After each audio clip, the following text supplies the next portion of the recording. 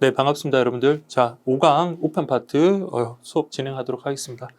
자, 이번 시간에 우리 공부해야 되는 거는 자, 방문 접수 소포, 우체국 택배. 자, 우리 지난 시간에 말씀드린 것처럼 우체국 택배라는 것은 자, 방문 접수 소포를 말한다라고 말씀드렸죠. 자, 그러면 자, 우체국 택배에 대한 내용 한번 살펴볼까요? 자, 우체국 택배는 소포편물 방문 접수의 브랜드로 업무 표장 이렇게 되어 있는데요. 한마디로 방문 접수, 소포편물의 방문 접수다라는 거. 자, 통상 우편물 아니에요. 이런 객관식만 잘 대비하시면 됩니다. 그래서 영문 표기는 우리 KPS 이렇게 해서 코리아 파설 서비스 이렇게 되어 있네요.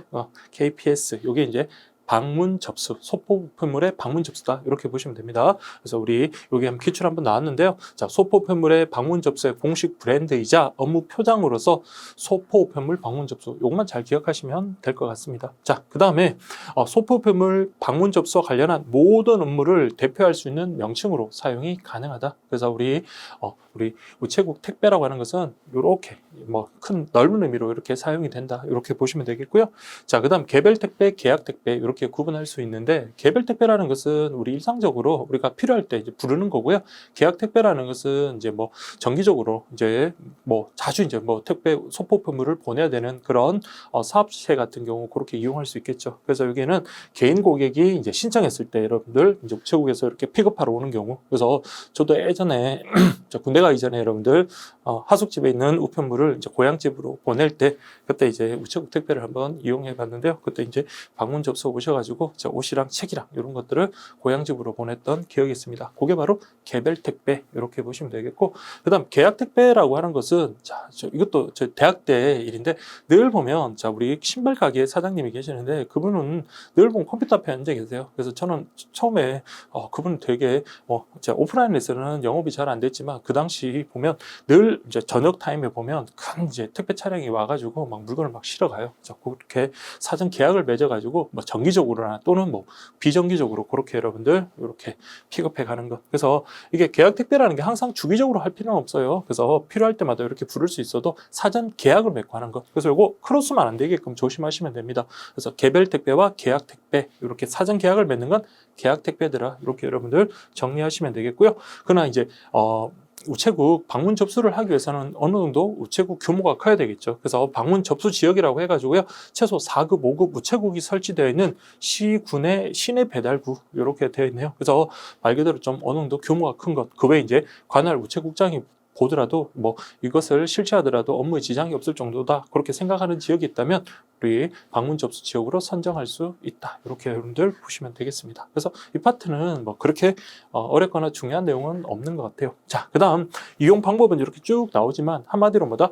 모든 방법이 가능하다. 자, 첫 번째 뭐 전화번호 시험에 나오지는 않겠죠. 그래서 예전에 보면 뭐 날짜까지 나와가지고 좀 당황스러운 적도 있었지만 이런 전화번호 자 1588에 1300번 어쨌든 전화도 가능하고 우체국 자 인터넷 우체국 즉 인터넷으로 여러분들 접수하는 것도 가능하고요. 자, 그 외에 우리 보면 아까 개별 택배 말고 계약 택배 같은 경우 사전에 정기, 부정기 이용 계약을 체결해서 그 다음부터는 별도의 전화 없더라도 알아서 이제 픽업하러 오니까 이렇게 방문 접수를 실시할 수 있다. 그리고 우리 아까 사업체 같은 분, 그 사업체를 가지고 계신 분들 그런 분들은 이제 이게 물론 선불도 가능하지만 우리가 그분들 이제 고객이 이제 소위 말해서 후불로 이렇게 요금을 지불하는 것도 가능하겠죠. 그래서 요금 수취인 부담도 가능하다. 이렇게 보시면 되겠습니다. 자, 그 다음 우리가 봐야 되는 건 우편물 접수해서 우편물의 접수 검사. 자, 우리 앞에서 잠깐 언급 드린 것처럼 우편물 내용물이 만약에 사회적으로 유해한 거라든지 아니면 뭐 폭발성이나 인화성이 강한 물건이라고 한다면 안 되겠죠. 그래서 그런 것과 관련되는 거다. 이렇게 생각하시면 되겠습니다. 자, 첫 번째 여러분 보세요. 우편물 접수 시 검사 사항이라고 되어 있는데 자, 우리 우편물 접수할 때는 발송인, 수취인 등 기재 사항이 제대로 적혀 있는지 먼저 확인한다. 자, 우리 앞에서 공부했지만 여러분들 자 최소한 뭐는 기재가 돼야 돼요. 발송인, 수취인의 주소, 성명 그리고 우편 번호 그리고 요금 납부 표시 이런 것들은 있어야 되겠죠. 그래서 그거를 먼저 확인을 하고요. 그리고 이제 검사 결과 만약에 규정에 위반한 것이 있다라고 한다면 바로 접수 거부하는 건 아니라 했습니다. 보완을 요구하고요. 보완 요구에 대해서 불응할 때 그때는 접수 거절하고요. 이때 이제 그 거부하는 이유를 자세히 설명해야 된다. 이건 간단한 내용이니까 여러분들 아실 수 있을 겁니다. 자, 그다음에 이제 우편 금지 물품이라고 되어 있는데요. 자, 보시면 다음과 같은 우편물은 접수 불가다라고 되어 있는데, 근데 여러분들 이게 기본적으로 요거 지금 접수 불가하는 거 이제 살펴보시고요. 자, 원칙이 접수 불가가 되지만 예외적으로 접수가 가능하다. 그리고 접수가 가능할 때 요건, 그리고 접수가 가능하다면 독곡물에 대해서는 어떤 걸 유의해야 되는지 그걸 여러분들 한번 정리를 하셔야 돼요. 자, 기본적으로 여러분들 보시면 폭발성. 자, 폭발성은 여러분들 절대로 허용되지 않습니다. 그래서 폭발성, 화약류, 폭약류, 그다음 화공품류, 발화성 물질, 인화성 물질, 유독성 물질, 강산류, 방사성 물질. 딱 얼핏 봐도 여러분들 이게 우편물로 접수하기엔 적절치 않죠. 그렇지만 예외적으로 독극물 관련해서 독약류거든요. 자, 독약류 한번 볼까요? 독약 및 극약으로. 자, 근데 요게 예외적으로 가능하지만 일반 우편물처럼 그냥 단순히 취급해서는 안 되고요. 요게 취급할 수 있는 사람들, 그 주체가 한정이 되어 있고, 그리고 반드시 등기 취급을 해야 된다라는 것, 그걸 여러분들 꼭 기억을 하세요. 자, 그래서 보시면 독약 및 극약으로 관공서, 자, 학교 및 군대를 요거 좀 한번 봐두세요. 학교하고 군대도 포함이 됩니다. 그래서 대학이라든지 군대에서 실험용으로 이렇게 사용을 하기 위해서 이걸 우편물로 운송하기 위해서는 자, 요런 사람들, 자, 이렇게 관공서라든지 의사, 치과의사, 한의사, 수의사, 약사, 제약업자, 약종상 또는 한약종상이라고 되어 있는데요. 그래서 이런 사람들의 면허 또는 허가를 받은 자. 그래서 최소한 이렇게 우리가 아는 이런 독약이라든지 극약을 다룰 수 있는 그런 전문직에 있는 그런 분들이 자, 뭐로? 등기 우편입니다. 일반 우편이 아니라 등기로 이렇게 발송하는 것은 독약이든 극약이든 가능하다 이렇게 보시면 되고요. 근데 뒤에 나오겠지만 여러분 독약하고 극약이 이렇게 예외적으로 발송이 가능하다 하더라도 두 가지 이상의 혼합해서는 안 돼요. 이게 어떤 반응을 일으켜서 또 위험한 어떤 폭발이 될 수도 있으니까 그래서 그럴 때는 두 가지 이상의 독극물을 함께 해서는 안 되지만 어쨌든 이렇게 제한된 자가 등기 우편으로 보내는 것은 예외적으로 가능하다. 이렇게 하나 봐두시고요. 그다음 두 번째 병균도 마찬가지입니다. 독약이든 병균이든 이런 것들은 자, 실험이라든지 연구용으로 여러분들 좀 위험한 경우가 많잖아요. 그래서 이렇게 역시 마찬가지로 예외적으로 가능하다. 그래서 살아있는 병균 또는 이를 함유하거나 부착되어 있다고 인정되는 물건으로 자, 관공서, 방역연구소, 세균검사소, 의사, 치과의사, 수의사, 약사의 면허를 받은 자가 역시 등기 우편으로 발송하는 것은 예외로 한다. 그래서 여기 예외 공통점은 셋 다 뭐다? 제한된 자가 그리고 등기 우편으로 이렇게 하는 것은 가능하다. 이렇게 여러분들 보시면 되겠어요. 일단 등기 우편으로 하는 것 다 셋 다 등기 우편을 요한다라는 거 이렇게 정리를 해 두시고요. 근데 자, 여러분 보시면 여기 주체 자체를 여러분 한번 보세요. 관공서, 의사, 치과의사 등등이 아니라 이렇게 면허를 받은 자로 열거 한정하고 있습니다. 근데 여기도 마찬가지로 등등이 아니라 이런 식으로 열거한 다음에 한정을 하고 있어요. 그래서 이게 병균 같은 경우는 방역연구소, 세균검사소 이런 사람들이 여기 이런 관공서들이 들어간다라는 정도 이렇게만 여러분들 구분하시면 돼요. 그래서 이런 것까지 내면 진짜 나쁜 출제자들인데 혹시 몰랐어요 여러분들 그냥 독약류하고 병균류 요 경우에 주체들 공통되는 사람들 좀 한번 봐두시고요. 그 다음에 한약종상 같은 경우는 독약, 극약은 해당되지만 병균은 안 된다. 자, 이런 거는 나오진 않겠죠. 그렇지만 그래도 혹시 모르니까 예전에 한번 우편 파트 뒷부분에서 다시 말씀드리겠지만 그때 이제 사상 번호 적지 않은 경우 관련해서 아주 이렇게 미세한 걸 가지고 출제한 적이 있긴 있거든요. 그래서 그런 것들 때문에라도 한번 이렇게 좀 구분만 해주시고요. 기본적으로는 원칙은 안 되지만 예외적으로 등기 우편으로 그리고 제한된 자가 보낼 때는 독약류와 병균류도 가능하다 이렇게 보시고요. 그리고 세 번째는 여러분들 아주 좀 추상적인 거예요. 자, 이거는 보시면 아까 우리 원칙에는 없던 것도 포함이 됩니다. 보세요. 공안 방해, 그 밖의 위험성 물질. 자, 물론 이제 위험성 물질 같은 경우는 원칙적으로 금지가 됐던 거지만 예외적으로 이렇게 가능하고, 그 다음에 음란한 문서, 도화, 그 밖에 자, 보세요. 사회 질서에 해가 되는 물건으로서라고 되어 있습니다. 아주 추상적인 규정이죠. 그래서 뭐뭐가 위험해 이게 아니라요. 그래서 사회 질서에 해가 되는 물건이라는 아주 추상적인 규정을 뒀고요. 자, 법령이라는 것은 법률과 명령이라고 그랬어요. 그래서 한마디로 법으로 이동하거나 판매하거나 반포라는 것은 전시하는 거다 이렇게 생각하시면 돼요. 나눠주거나 이런 것들. 자, 그래서 이동하거나 판매, 반포를 금하는 것으로서 자, 요게 키워드입니다. 법적 목적에 한정되는 게 아니라 행정적 목적, 즉 행정적 목적이라는 것은 국가기관이 주도하는 거잖아요. 그래서 법적 행정적 목적으로 자, 이때 주체가 누구다? 공공기관에서 역시 마찬가지입니다. 등기우편으로 발송하는 것은 예외로 한다. 자, 그러면 여러분들 세 가지 정리가 되어 있죠. 아까 우리 원칙으로 봤던 그 위험한 물건이라든지 그 폭발성, 인화성 이런 것들은 원칙으로 안 돼. 그런데 예외적으로 독곡물 같은 경우는 주체 한정된 자들, 약통상 포함이 됩니다. 그리고 학교, 관공서, 자, 우리 군대도 포함된다 했고요. 자, 그런 사람들이 우리军기로 보낼 땐 예외로 된다. 자, 그 다음에 우리 병균류와 관련해서는 병균 연구하는 데서 가능하겠죠. 그래서 관공서, 방역연구소, 그리고 세균검사서, 그 다음에 이런 의사 등 약사 같은 그런 분들이 자, 역시 등기로 취급할 때는 가능하다. 이렇게 보시면 되고요. 세 번째는 좀 추상적인 규정이긴 하지만 기타 위험한 물건이라든지 사회 질서에 해를 끼칠 수 있는 것 또는 음란한 도서, 문화, 도화, 문서, 도화, 도화는 그림이라고 생각하시면 돼요. 문서, 도화 같은 경우는 무슨 목적으로? 법적 행정적 목적입니다. 알겠죠? 이 표현 좀 잘 보세요. 법적 행정적 목적으로 자, 누가 할 때 공공기관에서 등기우편으로 발송하는 것은 우리 허용된다. 이렇게 여러분들 정리하시면 되겠습니다. 이게 2019년도인가요? 그때 이제 새롭게 들어온 내용들이거든요. 그래서 아직까지 출제된 적은 한 번도 없는 그런 내용이니까 한번 정리를 한번 꼭 좀 해주시기 바랍니다. 실제로 제가 기출 문제를 쭉 보고 그리고 시험을 막상 그 당에 시험 치러 가면 그동안 출제되지 않았던 부분을 좀 잘 출제를 합니다. 그래서 이제 이 부분도 아직까지 출제된 적이 없는 그 파트인 만큼 여러분들이 좀 정리를 해주시기 바라고요. 자, 그 다음에 이제 두 번째 우편물 포장과 관련해서 한번 살펴보도록 하겠습니다.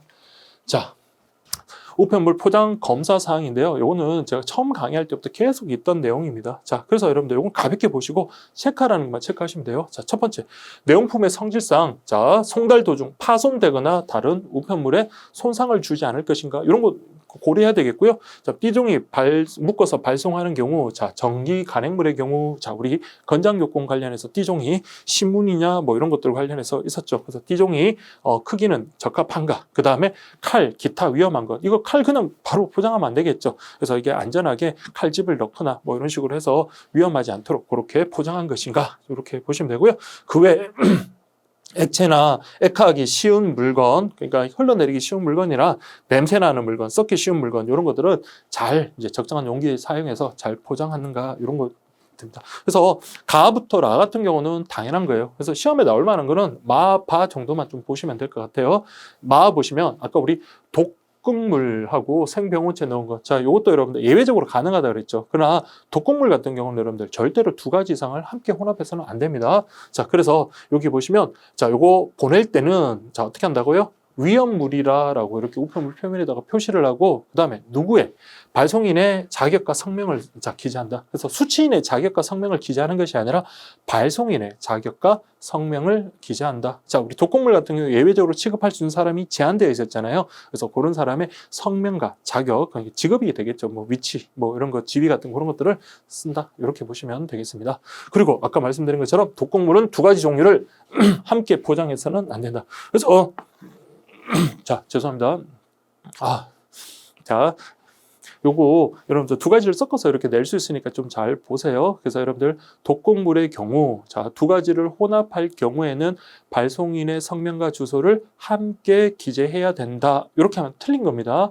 독극물 같은 경우는 두 가지 이상을 함께 혼합할 수 없습니다. 그래서 따로따로 이렇게 포장을 해서 발송을 하되 다만 쓸 때는 어떻게 한다고요? 보낼 때는 위험물이라는 표시를 하고 발송인의 자격과 성명, 수취인이 아니에요. 발송인의 자격과 성명을 기재한 것을 확인을 해라. 이렇게 보시면 되겠습니다. 자, 그 다음에 혐오성이 없는 살아있는입니다. 살아있는 동물은 자, 튼튼한 상자, 기타 적당한 용기에 넣어 완전히 탈출, 배출물의 누출을 방지할 수 있는 포장을 한 게 이건 당연한 거죠. 그래서 뭐 강아지를 갖다가 보내는데 그 막 이게 탈출을 하거나 아니면 그 배설물이 흘러내리거나 그렇게 하면 안 된다라는 그런 의미입니다. 그래서 여기서는 마바 정도 보시면 되겠고요. 그래서 그 뒤에 내용도 여러분들 요걸 이제 물품에 따른 포장 방법이라고 하는데 같은 내용입니다. 그래서 칼 같은 경우는 어떻게 하라고요? 적당한 칼집에 넣어서 싸거나 어떻게 안전하게 이렇게 포장해서 해야 되겠고요. 액체나 액화되기 쉬운 물건 같은 경우에는 이런 식으로 자, 흘러내리지 않도록 이렇게 잘 하고요. 용기 같은 경우를 뭐 사용하는 게 좋겠지만 용기가 부서지더라도 혹시 이게 노출물이 흡수될 수 있도록 솜이나 톱밥, 기타 부드러운 걸로 충분히 이렇게 쌓음으로써 그런 리스크를 비연에 방지할 수 있다. 이렇게 보시면 되겠습니다. 그래서 여기서도 아까 말씀드린 것처럼 이것만 잘 보시면 돼요. 그래서 우리 이런 경우 우편물 외부의 발송인의 자격 성명, 그리고 바깥에 위험물 표시하고요. 그리고 이 편 독약, 극약, 동물, 극물 이런 경우에는 2가지 이상의 종류를 함께 포장해서는 아니 된다라는 거, 이 표현만 잘 보시면 되겠고요. 나머지 살아있는 동물, 그러니까 이것도 역시 확인하시면 되겠습니다. 그래서 같은 내용을 이렇게 표로 정리한 거니까 가볍게 보시면 될 것 같아요. 아시겠죠?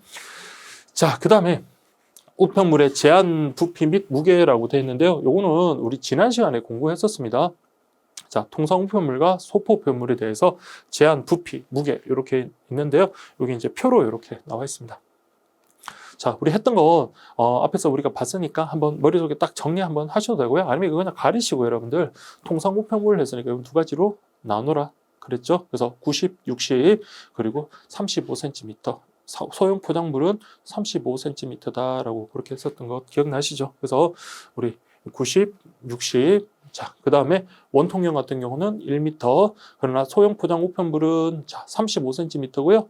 원통형도 마찬가지 35cm다. 이렇게 여러분들 보시면 되겠습니다. 다만 원통형 같은 경우는 원통형이 아니라 서적, 달력, 다이어리 같은 이런 경우는 35를 넘어서서 90cm까지 허용이 되더라. 이렇게 보시면 되겠고요. 원통형 같은 경우, 자, 이게 90cm인데 원통형은 1m, 서적 다이어리 같은 경우는 1m더라. 이렇게 여러분들 확인하시면 됩니다. 자, 이건 여러분들 이렇게 해서 빈칸 넣기로 연습을 하시면 돼요. 아시겠죠? 원통형은 아까 뭐라고 했어요? 지름과 길이를 합하는 게 아니라 지름의 2배와 길이를 합하여라고 말씀을 드렸던 것 생각나시죠? 자, 이게 바로 최대 부피더라. 이렇게 보시면 되고요. 그럼 최소 부피 같은 경우는 14,9. 그래서 14,9. 원통형은요, 14하고 9를 더한 23cm. 그리고 여기 14듯이 여기도 최소 길이가 원통형에서 길이가 최소 14cm 이상이 되어야 된다. 이렇게 보시면 되겠고요. 그 다음 무게는 쉽잖아요, 여러분들. 자, 무게 뭐라고 그랬어요? 2g에서 6,000g. 그 다음에 서적, 달력, 다이어리 같은 전기, 간행물 이런 경우는 자, 우리 감액을 받는 경우는 1,200g, 감액을 받지 않는 경우는 800g. 자, 국내 특급 이용 시 30kg까지. 자, 이렇게 해서 1,200, 800, 30kg. 이렇게 딱 정리하시면 되겠습니다. 아시겠죠, 여러분들? 자, 요거는 나중에 우리가 문제 풀이하거나 또 다른 기회 때 다시 한번 또 연습을 할 거니까 여러분들이 정확하게 이렇게 좀 정리를 해 주시기 바라고요. 자, 소포표물 같은 경우 시험에 나왔던 게 뭐였습니까? 자, 서신 등의 의사 전달물 같은 경우는 90, 60이었다면 얘네들은요 161m입니다. 161m. 그래서 가로 세로 높이를 합하여 160cm를 넘을 수는 없지만 가장 긴 변의 길이가 1m를 초과할 수는 없더라. 이렇게 되어 있죠. 자, 우리 앞에서 14,9였다면 얘는 17,10이었죠. 그래서 17,12. 그리고 소형 포장 우편물과 소포 우편물을 구분하는 기준은요 35cm더라. 이렇게 딱 정리되시겠죠. 원통형 같은 경우도 최소 부피는 당연히 아까 소형 포장 우편물의 원통형이 35였죠. 그럼 여기도 마찬가지 35cm더라. 이렇게 여러분들 보시면 되겠고요. 그 다음에 여기 17인 만큼 여기도 길이가 최소 17cm 이상이 돼야 된다. 자, 이렇게 보시면 돼요. 아시겠죠? 원의 지름은 원통형에서 원의 지름은 최소 3.5cm 이상이어야 된다. 이렇게. 자, 그 다음에 최대 중량은요 30kg이었고요.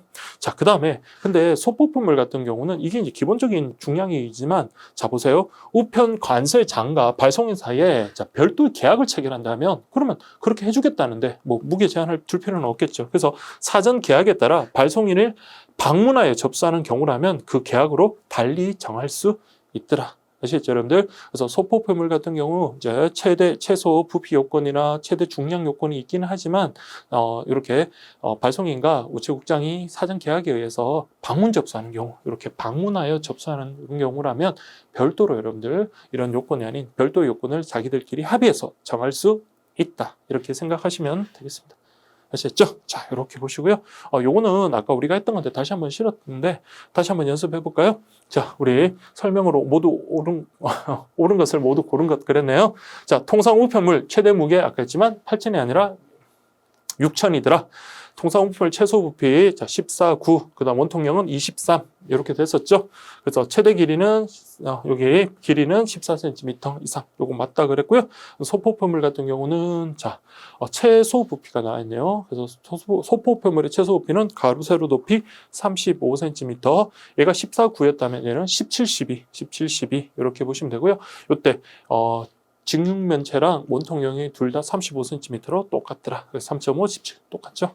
이렇게 보시면 되고요. 그 다음에 소포편물의 최대 부피는 160cm랑 가장 긴 변의 길이는 1m라고 했습니다. 그래서 이게 틀렸습니다. 그래서 맞는 것 니은 디귿해서 아까 했던 건데 다시 한번 실어봤습니다. 자, 이렇게 보시면 되겠고요. 자, 그 다음에 이제 국내 우편물의 부가 서비스. 자, 여러분 부가 서비스는 기본적으로 뭐를 전제로 한다? 등기 취급을 전제로 한다. 그래서 등기 취급과 관련되는 것들이 지금부터 계속 나올 거거든요. 자, 이 파트부터도 또 중요합니다, 여러분들. 자, 그러면 등기 취급이라는 것은 과연 뭔가? 자, 이거는 여러분들 기본적으로 보시면 되는데 망실 취급은 다른 말로 뭐라 그랬어요? 기록 취급한다. 즉, 기록 취급한다는 것은 추적이 가능하고 국내 우편에서의 등기 취급이란 말은 자, 손실, 망실, 지연이 발생했을 때 손해배상을 청구할 수 있더라. 그 내용이 바로 이 내용입니다. 자, 그래서 보세요. 우편물 접수 번호 기록에 따라 접수에서부터 받는 사람에게 배달되기까지. 자, 여러분들 배달되기까지라는 말 기억하세요. 배달 전까지 하면 요거는 준등기입니다. 그래서 이게 준등기도 여러분들 2019년도에 새로 들어온 거지만 준등기는 배달 전까지는 기록 취급이 되지만 그 사람에게 직접 받는 사람 수취인에게 전해주는 게 아니에요. 그러나 일반적인 등기 같은 경우는 수취인에게 직접 전해주고 우리가 확인까지 받는 거잖아요. 그래서 접수에서부터 받는 사람에게 배달되기 전까지 하면 틀립니다. 배달되기까지의 모든 취급 과정을 기록하고 만일 취급 도중에 망실 훼손되는 경우 손해를 배상하는 것으로서 기본적인 부가 취급을 하기 위해서는 뭐다? 등기 취급이 되어야 된다. 이렇게 보시면 됩니다. 그래서 다른 여러 특수 취급을 위해서는 기본적으로 등기 취급이 되어야 한다. 아시겠죠, 여러분들? 이렇게 보시고요. 우리 앞에서도 공부했지만 2kg, 20kg을 보편적, 선택적 우편 서비스 나누는 기준이 되지만 등기 취급도 똑같다 그랬죠. 그래서 2kg 이하의 통상 우편물, 20kg 이하의 소포 우편물 같은 경우는 등기 취급을 하든 안 하든 보편적 우편 서비스가 되고요. 그걸 초과하는 경우는 등기 취급을 하든 안 하든 선택적 우편 서비스가 되더라. 이렇게 보시면 되겠습니다. 아시겠죠, 여러분들? 자, 그 다음에 여러분들 보세요. 특징 이제 하나씩 볼까요? 등기 취급은 접수 번호 기록에 따라 자, 어디서부터 어디까지? 접수에서부터 배달되기까지 모든 과정을 기록 취급하기 때문에 추적이 가능합니다. 그래서 우리 어디까지 배달이 됐느냐, 지금쯤 어디에 있느냐 이런 것들이 추적이 가능하더라. 이렇게 보시면 되겠고요. 자, 그 다음에 두 번째 보시면 자, 보험 취급, 내용 증명, 배달 증명, 특급 취급, 그 밖에 부가 취급 우편물 등 고가의 물품을 송달하거나 증명, 공적으로 증명을 요구하는 그런 물품 송달에 유리하다. 자, 이거는 여러분들 우리 바로 다음부터 하나하나씩 배울 겁니다. 그래서 보험 취급하는 것에서 이제 2020년에 이제 새롭게 하나가 더 들어오는 바람에 이제 5가지가 있어요. 그래서 통상 우편물에 대한 보험 취급, 소포 우편물에 대한 보험 취급이 안심 소포까지 해서 우리가 보험 취급에 대해서 공부할 거고요. 그다음에 증명과 관련해서 내용 증명 많이 들어보셨죠? 내용 증명, 그다음에 배달 증명 이런 것들도 등기 취급을 전제로 한다. 자, 그다음에 특급 취급, 당일 특급, 이길 특급 이런 것들이 있겠고요. 그 밖에 계약 등기라든지 이런 것들도 이제 부가 취급이 되거든요. 등기 취급이 되거든요. 그래서 그런 것들 하나하나씩 하는데 그러면 등기는 여러분 언제 주로 사용할까요? 그렇죠. 안전하게 그리고 빠르게 우리 배달하기 위해서 이제 주로 사용을 하겠죠. 자, 통상 우편물 같은 경우는 차이가 크지 않지만 소포 우편물 같은 경우는 접수한 다음 날까지냐, 접수한 다음 날부터 3일이냐 이런 차이가 꽤 크단 말이에요. 그래서 우리 고가의 물품 송달하거나 그 다음에 증명. 그래서 내가 실컷 내용 증명이나 이런 걸 보냈는데 상대방이 받지 못하면 의미가 없잖아요. 그래서 내용 증명이라는 것은 상대방으로 하여금 내가 이제 너 이거 이행하지 않으면 소송에 들어갈 수 있다라는 어떤 심리적 압박, 심리적 경고를 주는 건데 상대방이 받았는지 안 받았는지 이걸 모른다면 이건 문제가 되는 겁니다. 그렇기 때문에 이런 내용 증명이라는 것은 즉 등기 취급을 통해 가지고 상대방이 받았음을 이렇게 확신할 수 있어야 됩니다. 그래서 이렇게 보시면 되겠고요. 자, 그 외에 보시면 잃어버리거나 훼손하면 이용자 불만이 많고 손해배상에 문제가 생기는 유가물이나 자, 이 표현도 잘 기억하세요. 국내 우편에서의 보험 취급은요, 주관적 가치가 있으면 됩니다. 즉 반드시 객관적 가치가 있을 필요는 없어요. 누가 봐도 이것은 객관적 가치가 0입니다. 0, 1원, 뭐 그냥 종이값도 안 나오는 그런 정도인데 나에게 너무나 소중한 내 첫사랑과의 뭐 연애 편지를 보낸다든지 아니면 뭐 돌아가신 할아버지, 할머니 사진을 보낸다든지 아니면 내가 어릴 때 받았던 뭐 성적표 같은 그런 것들을 송달할 때는 이게 객관적 가치는 없다 하더라도 주관적 가치는 상당히 클 수가 있잖아요. 그렇기 때문에 주관적 가치가 있다고 인정되는 그런 것들에 대해서는 등기 취급할 수 있고요. 그리고 보험 취급까지도 가능하다. 자, 그래서 이제 보험이란 말이 나오는데 여러분들 우리 보험은 뭐 핸드폰 내에서도 보험 뭐 가입하는 경우도 많고 우리 일반적으로 가입하는 경우도 많듯이 그래서 우리 주관적 가치가 있는 경우에 보험 취급을 통해서 그 가액을 내가 마음대로 정할 수가 있단 말이에요. 그러니까 이걸 분실하거나 그렇게 됐을 때 그 가액을 그렇기 때문에 이렇게 소중한 물건에 대해서는 보험 취급으로 다룰 수 있습니다. 보험 취급은 뭐다? 등기 취급을 전제로 합니다. 그래서 그렇게 정리하시면 돼요. 자, 그래서 신용카드나 중요 서류 등은 자, 접수 검사할 때 내용품에 적합한 보험 취급으로 발송하게 하고 이에 응하지 않을 때는 접수를 거절할 수 있다라고 되어 있습니다. 그래서 이 표현이 조금 애매한 부분이 없잖아요. 보험 취급이라는 것은 여러분들 원칙적으로 선택, 그 발송인의 자유입니다. 발송인의 자유. 그래서 이게 보면 거절한다가 아니에요. 거절할 수 있다. 그러니까 이게 아주 이거 보세요. 이용자 불만이 많고 이게 손해배상에 문제가 생기는 유가물이나 주관적 가치가 있다고 인정되는 신용카드나 중요 서류 같이 이런 경우 이거는 좀 나중에 만약에 문제가 발생한다. 자, 송달에 있어서 파손되거나 뭐 손실되거나 그럴 경우에 문제가 많이 발생할 때는 자, 적극적으로 권유하라는 거예요. 그래서 보험 취급을 권유하되 근데 이게 꼭 보험 취급을 했으면 하는 그런 상황일 때는 그때는 접수를 거절할 수 있다라는 거지 접수를 반드시 여러분들 거절할 것은 아니에요. 왜? 발송인의 선택. 왜냐하면 보험 취급을 해버리면 여러분들 이런 경우에 보험 취급 수수료가 가잖아요. 발송인 입장에서는 이게 그냥 발송했으면 좋겠는데 이걸 뭐 반드시 보험 취급할 필요는 없는 거거든요. 그래서 이런 표현이 여러분들 헷갈릴 수 있는데 그냥 기본적으로 등기 취급 그냥 그 발송인의 선택에 따라서 등기를 취급하든 아니면 보험 취급을 하든 이거는 자유다. 그러나 다만 이렇게 분쟁의 소지가 많은 것에 대해서는 보험 취급을 권유해라 이렇게 보시면 되겠고요. 국제우편 가더라도 여러분들 나중에 공부하시면 알겠지만 10만 원 이상 물품에 대해서는 보험 취급을 권유할 수 있고요. 다만 권유하는 것은 반드시 권유하도록 되어 있습니다. 반드시 권유하되 보험 취급을 할지 말지는 발송인이 선택할 수 있도록 그렇게 되어 있거든요. 그래서 그렇게 이해를 해주세요. 자.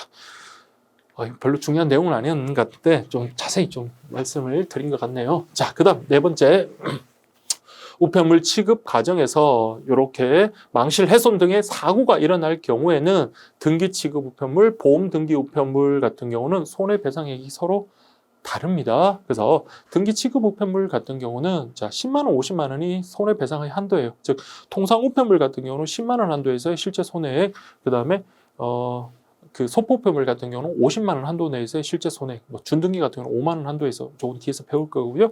자, 보험 등기는 말 그대로 내가 보험 취급한 가액을 갖다가 하는 겁니다. 그래서 실제 가액, 아까 말씀드렸죠. 실제적인 객관적 가치가 없어요. 그래서 내가 소중하게 생각하는 초등학교 첫 번째 시험지, 뭐 100점짜리 받았던 나의 유일한 100점짜리 시험지가 있는데 이걸 갖다가 고향에 계신 부모님께 보내고 싶습니다. 이건 누가 봐도 여러분들 100점짜리 시험지 오래된 거는 객관적 가치는 없어요. 근데 나에게는 이게 한 5만 원 정도의 가치가 있다라고 5만 원의 보험 취급을 한다면 이건 5만 원의 손해배상을 받을 수가 있는 겁니다. 이게 분실이 된 경우에. 그래서 등기 취급 우편물 같은 경우는 자 10만 원, 50만 원, 그리고 준등기는 5만 원이랬죠. 그 가액의 범위 내 한도 내에서 실제 손해액을 배상한다면 보험 등기 같은 경우는 보험 취급 가액을 배상하기 때문에 그러니까 이때 이런 경우는 여러분들 등기 취급하는 것보다 뭐가 좋아요? 그렇죠? 이 사람에게 되게 엄청 중요하고 그런 거라면 손해배상으로 가면 이거 실제 손해액이 뭐 50원일 수도 있잖아요. 50원. 그러니까 이런 경우는 보험 취급을 권유하는 게 맞겠죠. 그래서 그걸 앞에 그 3번하고 같이 연결해서 이해를 읽어보시면 이해가 되실 겁니다. 자, 그래서 이용자에게 사전에 반드시 고지하여 발송인이 선택하도록 조치해라. 그래서 우리 접수하시는 분들이 이런 것들은 반드시 좀 고지를 해줘라. 우리 일반인들이 잘 모르잖아요. 그래서 여러분들도 공부를 하기 전까지는 이게 우편에 있어서 보험 취급을 모르는 경우가 태반이었을 겁니다. 그렇기 때문에 이런 경우는 반드시 자, 객관식에서 중요한 거죠. 반드시 고지하도록 해라. 왜? 일반 등기 취급과 보험 취급의 손해배상액이 달라질 수 있기 때문에 이렇게 보시면 되겠고요. 자, 그 다음에 등기 취급의 대상이라고 되는데요. 요거는 발송인이 선택하는 겁니다. 그냥 내가 그냥 등기 취급하고 싶다라고 한다면 등기 취급하면 돼요. 그래서 보세요. 자, 등기로 취급할 수 있는 경우는 고객입니다. 자, 이거 우체국이 아니에요. 고객이 우체국 안에 고객이 우편물의 취급 과정을 기록할 필요가 있다고 판단한 우편물, 그리고 우편물의 내용이 통화 기준품, 그리고 객관적이 아니라 그랬어요. 주관적으로 가치가 있다고 신고하는 것이 바로 등기 취급의 대상이 되더라. 이렇게 보시면 되겠습니다. 자, 이렇게 보시면 되겠고요. 자, 그 다음에 이제 계약 등기 우편 제도라고 이렇게 되어 있는데, 자, 여러분들, 요거는 계약 플러스 등기입니다. 그래서 사전에 계약을 통해 가지고요, 등기 취급을 하는 우편물이다. 이렇게 생각을 하시면 돼요. 그래서 첫 번째, 등기 취급을 전제로 우체국장과 발송인과 별도의 뭐예요? 계약에 따라 접수한. 자, 이게 중요합니다. 계약 등기는 소포편물을 대상으로 하는 게 아니라 통상 우편물을 대상으로 합니다. 자, 그리고 난 다음에 그 배달 결과를 발송인에게 전자적인 방법으로 알려주는 부가취급제도. 그래서 여러분들 요거는 별도 계약, 우체국장과 발송인 간의 별도 계약에 의해서 통상 우편물을 등기 취급을 해서 배달하고 난 다음에 전자적인 방법으로 발송인에게 알려주는 거다. 이렇게 보시면 되겠고요. 그래서 이 종류와 취급 대상이라고 해서 우리 계약 등기에는 두 가지가 있습니다. 일반형 계약 등기와 맞춤형 계약 등기. 그러면 여러분들 느낌 오시죠? 계약 등기 파트에서 가장 중요한 것 중에 하나는 일반형과 맞춤형, 요걸 여러분들 구분하시고요. 어떤 내용이 어디에 적용되는지 요걸 여러분들 반드시 비교 정리하시는 것. 요게 여러분들 이 파트에서 가장 중요한 내용 중에 하나다. 이렇게 보시면 되겠습니다. 자, 첫 번째 볼까요? 자, 일반형 계약 등기라고 되어 있는데요. 자, 요건 여러분들 그냥 기본적인 내용입니다. 보시면 등기 취급을 전제로 부가 취급 서비스를 선택적으로 내가 선택할 수 있게끔 해서 계약함으로써 고객이 원하는 우편 서비스를 제공하는 상품. 그래서 이거는 그냥 일반 아까 우리 통상 우편물을 대상으로 한다 그랬죠. 그러나 상대방이 좀 다량으로 보낼 때 주로 하겠죠. 그래서 상대방이 요걸 상대방에게 안전하게끔 다량으로 이렇게 통상 우편물을 등기 취급해서 보낼 때 쓰는 게 바로 일반형 계약 등기다. 이렇게 보시면 되겠고요. 반면에 맞춤형 계약 등기 같은 경우는 요거는 좀 뭘까요? 고가라든지 아니면 좀 더 중요한 것들이라고 생각하시면 돼요. 그래서 신분증이나 뭐 신용카드 같은 그런 거 생각하시면 될 것 같아요. 그래서 등기 취급을 전제로 신분증류 등 배달 시 특별한 관리나 서비스가 필요한 우편물이다. 이렇게 보시면 됩니다. 그래서 얘는요, 일반 요금이 적용된다면 얘는 표준 요금이 적용됩니다. 그래서 이게 일반 요금, 표준 요금 이렇게 좀 구분하시고요. 그 다음에 발송 물량 제한과 관련해서 일반형 같은 경우는 발송 물량에 제한이 있습니다. 그래서 이거 잘 보세요. 한 발송인이 1회에 500통 이상, 그리고 여기는 엔드입니다. 엔드. 그러니까 최소 한 번에 500통 이상, 월 10,000통 이상, 상당한 양이죠. 이거를 보냈을 때, 즉 제가 여기 두 가지 요건 모두 충족이라고 했죠. 그래서 두 가지 요건을 모두 충족하는 경우에만 할 수 있는 거고요. 아까 통상 우편물이라 했습니다. 그래서 계약 등기 일반형 계약 등기 같은 경우는 한 번에 500통 엔드, 그리고 월 10,000통 이상 이렇게 보낼 때 사용하는 거다. 이렇게 보시면 되겠고요. 반면에 맞춤형 계약 등기는 제한이 없습니다. 그래서 1회 월 발송 물량에 제한이 없다. 그래서 과거에는 여러분들 요 내용이 표로 이렇게 나왔어요. 그래서 얘는 일반 요금, 얘는 표준 요금, 얘는 월 발송, 1회 발송 물량에 제한이 있는 것 이렇게 500만 이렇게 돼 있었고요. 그다음 여기는 1회 월 발송 물량이 제한이 없다. 다만 맞춤형 계약 등기 같은 경우는 특별 관리가 좀 더 필요한 것 그렇게 생각하시면 되겠습니다. 자, 이렇게 보시고요. 그래서 이 표준 요금이라고 하는 것은 표준 요금이라고 하는 것은 이렇게 과학기술정보통신부 장관이 이렇게 고시를 합니다. 그래서 거기에 따라서 이렇게 요금을 적용하면 되더라. 이렇게 보시면 되겠고요. 자, 그 다음에 계약 업무와 관련해서 여러분들 이것도 여러분들 한번 보셔야 되겠죠. 자, 보시면 계약 체결 관서. 자, 우리 계약 등기 다량으로 보내고 이러다 보면 최소한 어느 정도 우체국의 규모가 커야지 그런 걸 좀 전담하고 담당할 수 있는 분이 있겠죠. 아주 영세한 아주 작은 우체국 같은 경우는 기본적인 그 우편물 접수하고 하는데 뭐 인력들이 그릇 부족한데 이런 걸 담당할 수는 없단 말이에요. 그래서 여기 보시면 우편 집중국, 그리고 5급 이상 공무원이 우체국장으로 배치된 우체국이라고 되어 있습니다. 그래서 좀 규모 있는 우체국에서 계약을 체결할 수 있고요. 그리고 맞춤형 계약 등기 같은 경우는 소속국이라고 해서 여기 보시면 이 편 잘 기억하세요. 별정 우체국, 우편 취급국. 우리 앞에서 첫 시간에 공부할 때 했었습니다. 그래서 별정 우체국, 우편 취급국 같은 경우는 우리 맞춤형 계약 등기 접수 간수로 계약할 수 없습니다. 제외라고 되어 있어요. 제외 이렇게 되어 있습니다. 그래서 기본적으로 계약 등기는요, 좀 규모가 좀 큰 우체국에서 가능하고 계약 기간은 1년, 그리고 1년으로 자동 연장 가능하다. 그래서 계약 해지 의사를 표시하지 않으면 자동으로 계속 1년 갱신 이렇게 된다. 이렇게 보시면 되겠고요. 자, 그러면 이제 제공 서비스 한번 보시면, 자, 일반 계약 등기는요, 등기 취급을 전제로 부가 취급 서비스를 자, 선택적으로 포함하여 계약함으로써, 그래서 뒤에 이제 우리 2021년에 이제 그 계약 등기 관련해서 부가 취급 서비스 수수료가 시험에 나왔거든요. 그래서 부가 취급 서비스 뭐 본인 지정 그 배달이라든지 뭐 여러 개가 있는데 그런 것들이 이제 선택적으로 이렇게 부과할 수 있다. 그래서 고객이 원하는 우편 서비스 제공. 그러니까 이건 말 그대로 이게 이제 기본적인 거고, 다만 이제 우리 신분증 같은 특별한 관리가 필요한 경우, 자, 맞춤형 계약 등기. 자, 이 경우는요. 그래서 등기 취급을 전제로 신분증류 등 배달 시 특별한 관리 서비스가 필요한 우편물로 표준 요금을 적용한다. 아까 했던 말 그대로죠. 그래서 이렇게 구분하시면 됩니다. 자, 그래서 이렇게 보시고요. 자, 그 다음 부가 취급 서비스. 자, 하나씩 보도록 할게요. 자, 착불 배달이라고 되어 있습니다. 그래서 요금 수취인 지불이라고 되어 있는데요. 계약 등기 우편물의 요금을 배달할 때 수취인에게 받는 부가 취급 제도. 그러니까 이건 어려운 내용은 아니죠. 그래서 착불 배달도 가능하다. 그래서 다량으로 여러분들 계약 등기 우편물을 보낸 다음에 그 요금을 어떻게 한다? 수취인에게 받을 수 있다라고 이렇게 보시면 되겠고요. 그러나 착불은 반드시 뭐가 필요하다? 그렇죠. 수취인의 승낙을 얻어야 한다. 그래서 요거는 수취인의 승낙을 요한다. 요거 여러분들 기억을 하시고요. 그래서 기본적으로 발송인이 우편 요금을 납부하지 않고, 자, 이런 우편 요금 그리고 등기 취급 수수료까지 함께 누구한테 받는다? 착불 배달 수수료를 누구한테 받는다고요? 수취인에게 받는 것. 요게 바로 착불 배달 요금 수취인 지불이다. 이렇게 보시면 되겠고요. 자, 이제 문제는 요게 이제 중요합니다. 여러분들 보세요. 수취인에게 배달하지 못하고 발송인에게 발송된 착불 배달 계약 등기 우편물은 발송인에게 우편물은 당연히 반환해야 되겠죠. 그러나 발송인에게서 착불 요금을 제외한 우편 요금과 반송 수수료를 징수하되, 자, 맞춤형은 착불 요금을 제외한 우편 요금만 징수한다라고 이렇게 되어 있습니다.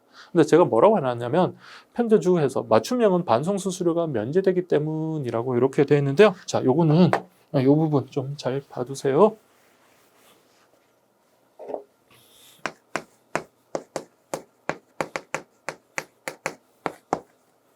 자, 우리 뭐 다량의 통상 우편물을 계약 등기로 이렇게 보낸다고 할게요. 그래서 계약 등기는 일반형과 맞춤형이 있다고 그랬습니다. 그러면 여러분 보세요. 뭐 나머지 사람들은 다 수취를 했습니다. 근데 이제 문제는 이 사람이 뭐 주소가 잘못됐다든지 아니면 이 사람이 부재 중이어서 이게 이제 반송되기에 이르렀다. 자, 그래서 보냈는데 이렇게 반송이 됐다라고 합니다. 반송. 이렇게 되면 그럼 당연히 반송되는 우편물은 누구한테 돌려줘야 돼요? 발송인에게 돌려줘야 되겠죠. 자, 그런데 잘 보세요.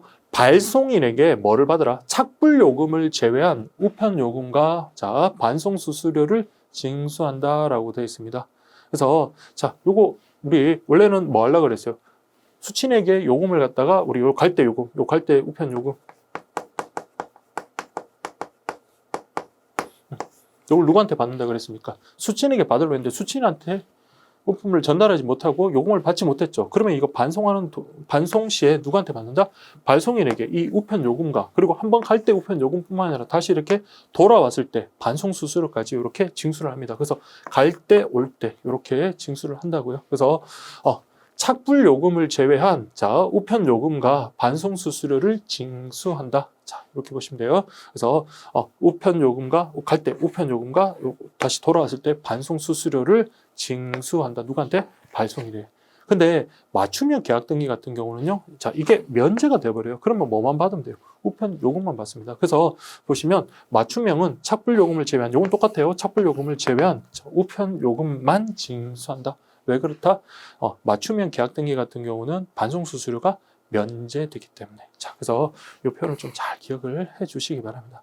자, 그래서 자, 우리 수취인 요금 부담. 자, 수취인에게 착불 이렇게 요금을 받으려고 했는데 그게 전달되지 못하는 경우에는, 자, 착불 요금을 제외한, 자, 우편 요금과, 그때 우편 요금에는 등기 취급 수수료 당연히 포함되겠죠. 기록 취급이 됐으니까 요거랑 그다음에 반송 수수료를 원래 받아야 되는데 맞춤형 계약 등기 같은 경우는 반송 수수료까지 면제가 된다. 그렇기 때문에 이때 뭐만 받으면 된다고요? 우편 요금만 받으면 된다. 이렇게 여러분들 보시면 되겠습니다. 아셨죠? 자, 이렇게 정리하시면 되겠습니다. 되겠습니다. 이렇게 보시고요.